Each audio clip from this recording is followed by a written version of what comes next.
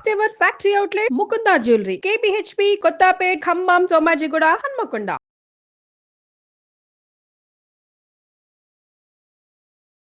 నమస్తే రమగారు. నమస్తే జయ. రమగారు, ఆహారం, ఊబకాయం, ఎక్సర్సైజ్, ఈ మూడు ఒకదాని మీద ఒకటి ఆధారపడి ఉన్నాయి. ఎక్కువగా తినేయటం వల్ల లావు అవుతున్నాము. ఆ లావును తగ్గించుకోవాలంటే ఏదైనా ఫిజికల్గా ఎక్సర్సైజ్ చేయటం, అది రకరకాలు ఏదైనా కావచ్చు, యోగా కావచ్చు, లేకుంటే జిమ్కి వెళ్ళటం, అదొక రకం అనుకోండి. ఈ మూడిట్లో ఎలా బ్యాలెన్స్ చేసుకోవాలండి? మూడింటిని ఖచ్చితంగా ఒక దాని మీద ఒకటి ఆధారపడి ఉన్నాయి కదా.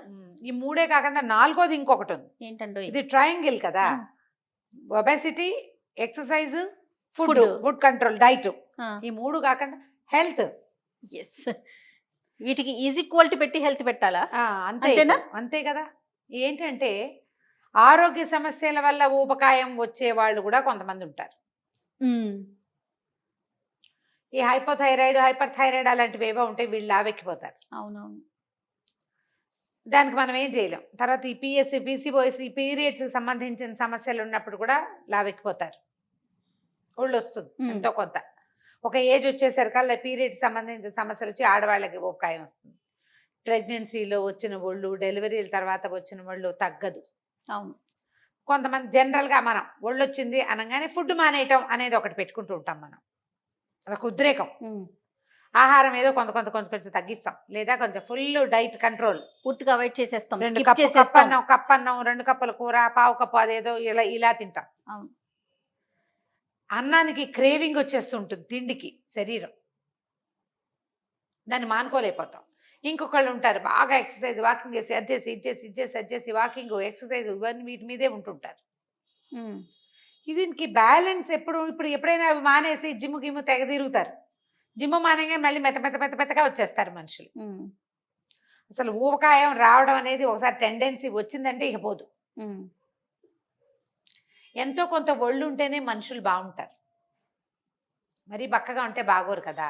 ఓ ఏజ్ వచ్చాక కొద్దిగా ఆ మాత్రం కండ పూడితే, ఇప్పుడు కండే ఉంటే బాగుంటుంది, ఫ్యాట్ ఉంటే అదే కదా ఆరోగ్యానికి ఇబ్బంది. అది హార్ట్ హెల్త్కి మంచిది కాదు, లివర్కి మంచిది కాదు. వెయిట్ పెరిగే కొందికి మనం నడవలేకపోతాం, మోకాళ్ళకి వాటికి బరువైపోతుంది, బొజ్జు వస్తుంది, సంసార జీవితంలో చిక్కులు వస్తాయి వాటితోటి. ఆడవాళ్ళు లావుగా ఉంటే పెళ్ళప్పుడు సన్నగా ఉంది, ఇప్పుడు లావైందంటే న్యాచురల్లీ లావు అవుతారు. ఎంతో కొంత లావుగా ఉంది కాబట్టి దీంతో నేను ఉండననే వాళ్ళు, లావుగా ఉంటే సంతానం కలగట్లేదనే సమస్యలు ఉన్నవాళ్ళు, అది కొంచెం ప్రాబ్లం వస్తుంది. ప్రెగ్నెన్సీలు రావు పాపం. ఆడవాళ్ళ మగ అతనికి సమస్య ఉంటుంది, ఒళ్ళు ఎక్కువ ఉంటే అమ్మాయికి సమస్య ఉంటుంది. వీటిని బ్యాలెన్స్గానే చేయాలి. ఎప్పుడు కూడా ఎక్స్పర్ట్ అడ్వైస్ తీసుకోవాలి. వెయిట్ తగ్గడానికి మనంతటా మనం ఒక విధానం పెట్టుకుని చేస్తే అంత బాగా అవ్వకపోవచ్చు. మనకి హెల్త్ ఇష్యూస్ ఉన్నాయనుకో, ఇప్పుడు మనం ఉన్నాం ఏదో కొంచెం వెయిట్ ఉంది, దీనివల్ల మనకేం పెద్ద సమస్య లేవు. మనం ఉండాల్సిన దానికంటే ఒక 10 కిలోలు ఉంటే హాయిగా ఉండదు, ఏం కాదు. ఇంకా పెరిగితే కష్టం. అది ఎప్పుడు చెప్పుకుంటూనే ఉంటాం. అవును. 20 కిలోలు ఎక్కువ ఉంటే ఒక 4 తగ్గించండి మొదట. ఒకటి తగ్గించుకుంటూ రావచ్చు.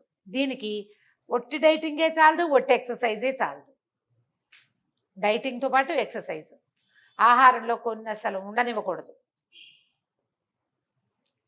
షుగర్స్లో ఆయిల్స్ కొంచెం తగ్గించాలి. ఫ్యాట్స్ అసలు లేవు, ఫ్యాట్స్ ఉండకూడదు.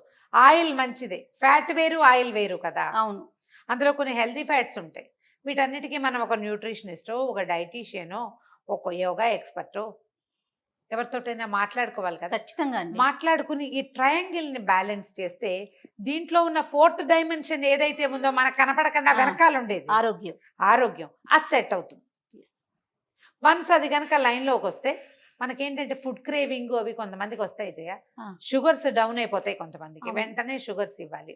ఏదైనా సిచ్యువేషన్లో ప్రాబ్లం వచ్చింది, డిప్రెసివ్గా ఉంటే ఫుడ్ క్రేవింగ్ వచ్చేస్తుంది, ఎక్కువ తినేస్తారు.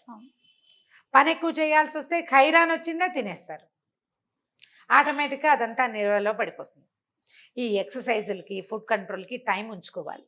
అందరూ పెద్దవాళ్ళంతా చెప్పేవి 2 విధానాలు. ఎక్సర్సైజ్ ఎప్పుడు మార్నింగే చేయండి, దానివల్ల ఎక్కువగా ఫ్యాట్ కరిగిపోతుంది, శరీరం మన లోపల ఉన్న కొవ్వుల్ని వాడుతుంది, కొవ్వు కరిగిస్తుంది. తర్వాత ఫుడ్ రాత్రిపూట తినబోకండి. రాత్రి 6 తర్వాత ఇక అసలు తిననే వద్దు. మనం 1 గంటకు పడుకుంటామండి, 6 నుంచి 1 గంట దాకా ఆకలేసి చచ్చిపోమా అనిపిస్తుంది కదా. ఇలా తినాల్సి వచ్చినప్పుడు పచ్చి కూరలు తినండి, ఏమైనా స్ప్రౌట్స్ లాంటివి తినండి, సలాడ్స్ తేలిగ్గా సాలడ్స్ లాంటివి తింటే ఏదైనా ఒక పదార్థం నోట్లో వేసుకుంటే సరిపోయేలాంటివే ప్లాన్ చేసుకోండి. దీనికోసం ఏం చేయాలి, మనం ఈ ట్రయోలో ఉన్నామనుకో, ఉన్నప్పుడు ఈ 1 గంట పడుకుంటా 3ంటికి పడుకుంటా అనకూడదు, అర్లీగా పడుకోవాలి, 10ంటికి పడుకోవాలి, పొద్దున లేచి ఎక్సర్సైజ్ చేయాలి. వన్స్ ఈ డైమెన్షన్ ఈ 3ని కరెక్ట్ చేస్తే 4th సెట్ అవుతుంది. మీరు రాత్రిళ్ళు నిద్రపోవటం కూడా ఒబెసిటీ తగ్గడానికి ఒక కారణం అవుతుంది. అవును. సరి అయిన వేళకి నిద్ర, సూర్యుడితో పాటు 7ంటికి 8ంటికి పాత రోజులాగా గూట్లో దీపం నోట్లో ముద్దలాగా చేసి నిద్రపోలేం. ముద్దే చేయాలి, నువ్వు నిద్ర కుదరదు, అప్పుడు నిద్రలు కూడా పోయేవాళ్ళు. అందుకే 3:30కి 4కి లేచి కూర్చునేవాళ్ళు వ్యవసాయదారులు వాళ్ళు. ఇప్పుడు వాళ్ళు చేయటాల, వాళ్ళు టీవీలు చూస్తున్నారు, మనకు మళ్ళీ యూట్యూబ్లు చూస్తున్నారు, రాత్రిళ్ళు కూర్చుని ఉంటారు. కనీసం 11 పెట్టుకోండి, డేట్ మారడానికి ముందే పడుకోండి. పడుకుంటే కొంచెం పొద్దున్న లేవగలుగుతారు, మార్నింగ్ ఎక్సర్సైజ్ చేయగలుగుతారు. పూర్తిగా వాకింగ్ కానీ ఏదైనా సరే పొద్దున చేసిన దాని ఫలితం సాయంత్రం ఉండదు. జిమ్ములు లాంటి పెద్ద పెద్దవి పెట్టుకునేటప్పుడు బేసిక్ థింగ్స్ కొన్ని అలవర్చుకోండి. ముందు ఒక డైటీషియన్ని లేదా ఒక న్యూట్రిషనిస్ట్ని కన్సల్ట్ చేయండి. పొట్ట నిండాలి, క్యాలరీస్ ఎక్కువ ఉండకూడదు. ఫుడ్ క్రేవింగ్ వచ్చినప్పుడు వితౌట్ క్యాలరీస్ నేనేం తినచ్చు, మన శక్తిని బట్టి మనకు ఓపిక ఉండాలిగా, అవన్నీ కొనుక్కుందుకు మన శక్తి అనుసారం. ఇది చిన్న ఏజ్ వాళ్ళ నుంచి పెద్ద ఏజ్ వాళ్లకు ఫుడ్ క్రేవింగ్ ఉంటుంది ఎవరికైనా కూడా. ప్లాన్ ప్రకారం చేస్తే మనం దాంట్లో నుంచి బయటకు వస్తాం. ఆకలి వేస్తుంది, ఏదో తినబుద్ధి అవుతుంది, అప్పుడు ఏం తింటే మనకి నోరు సాటిస్ఫై అవుతుందో, బాడీకి దాని మీద అది ఎక్స్ట్రా ఫ్యాట్ కాకుండా ఉంటుందో వాటిని ఒక లిస్ట్ అవుట్ చేసి అవి ఇంట్లో ఉంచుకోవాలి. ఇంట్లో ఒకళ్ళు ఈ పని చేస్తుంటే మిగిలిన వాళ్ళని ఎక్కిరించకూడదు.